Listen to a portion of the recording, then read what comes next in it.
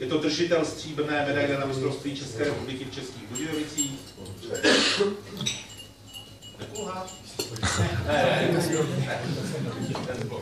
Je ceněn za vynikající sportovní výsledky a úspěšnou reprezentaci. Cože? Petrášek. To je on. Jaký má ramena. Dobrý bicepsy, chlapče. Za vynikající sportovní výsledky a úspěšnou reprezentaci města v bojových sportech.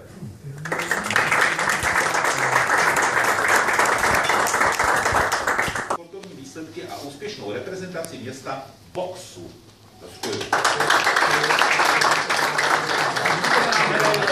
Se mu koupala na krku na mistrovství České republiky v Českých Budějovicích ve váze do 70 kg. Filip Šanšský.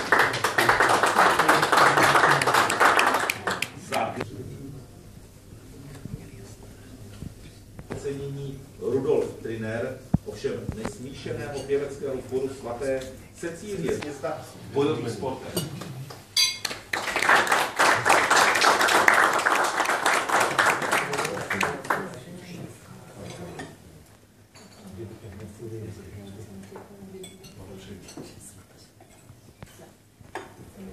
Teď máme, tak se tady daří bojovým sportům letos. Si převezme ocenění za dlouholetou